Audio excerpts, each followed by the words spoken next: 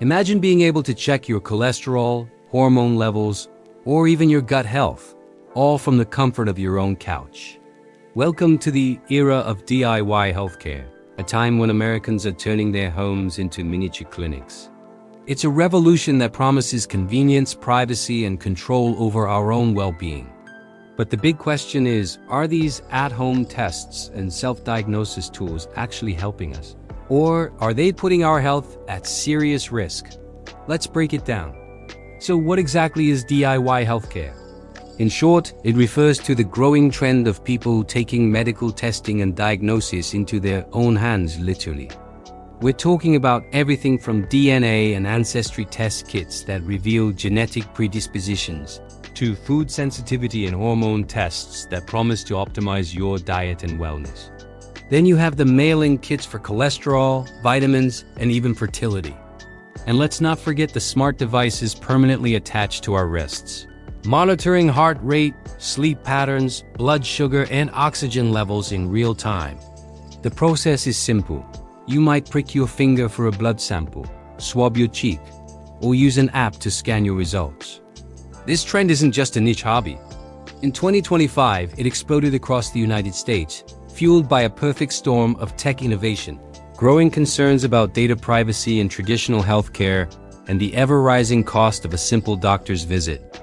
But why is this growing so incredibly fast? There are three big reasons. First and foremost, cost and convenience. A single doctor's visit, even with insurance, can cost hundreds of dollars and take weeks to schedule. In contrast, you can order an at-home test online for as little as $50 and have it delivered to your door. The second factor is our post-COVID habits. The pandemic forced us to manage our health remotely, and that mindset has stuck. We've grown accustomed to telehealth and managing our lives from home. And third, the technology has finally caught up to our curiosity. From sophisticated mail-in labs to AI-driven apps that interpret our data, the tools are now more accessible and powerful than ever before. In fact, a 2025 survey by the Pew Research Center found that nearly 1 in 3 US adults has used some form of at-home health test in the past year. This isn't just about simple wellness checks anymore. It includes everything from popular food intolerance kits to the full-body scans being promoted by influencers on social media. But here's the catch, and it's a big one. More testing doesn't always mean better health. The reality is that many of these direct-to-consumer kits are not FDA approved for diagnosis. They are often marketed for wellness insight or general information, which is a crucial distinction. This can lead to some serious problems. A false positive, for instance, can cause immense panic and anxiety, sending you down a rabbit hole of unnecessary stress and expensive follow-up appointments. On the flip side, a false negative is even more dangerous. It can provide a false sense of security, causing you to delay seeking real medical treatment for a condition that needs attention. Furthermore, over-interpreting minor, clinically insignificant results can lead to a condition known as health anxiety, where every small fluctuation is seen as a major problem.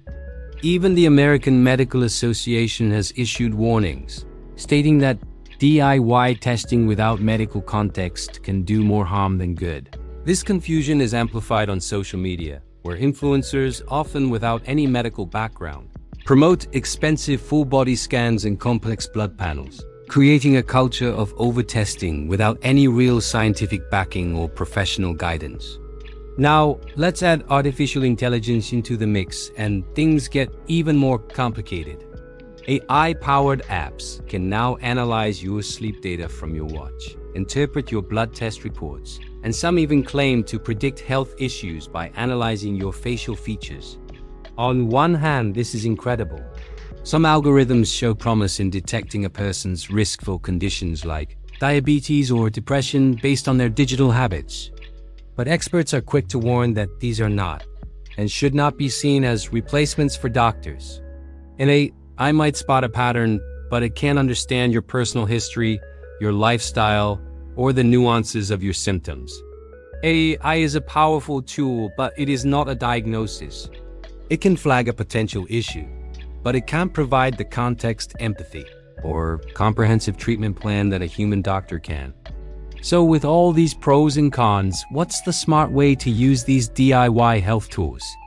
The key is to see them for what they are. Early indicators, not final answers. Think of them as a starting point for a conversation with your doctor, not the conclusion. If you get a concerning result, the next step should always be to confirm it with a healthcare provider before you take any action or change your lifestyle. When choosing a test, try to stick with ones that use FDA-approved methods or are processed in CLIA-certified labs, which are the federal standards for clinical laboratory testing. And when it comes to wearables and apps, use them for tracking trends over time, like your sleep quality or daily activity levels, not for diagnosing a specific disease. The future of healthcare is hybrid. It's a partnership between digital tools and human experts. Technology can empower us with data, but it has the context and professional guidance from a doctor that truly turn that data into meaningful care. In this age of information, having access to our own health data is a form of power, but it's a power that must be used wisely. DIY healthcare isn't going away, it's here to stay. But to make it work for us, we need to balance our natural curiosity with a healthy dose of caution. So before you prick, scan, or swab, just remember, the smartest and safest diagnosis is still the one made together with a doctor you trust. Thanks for watching.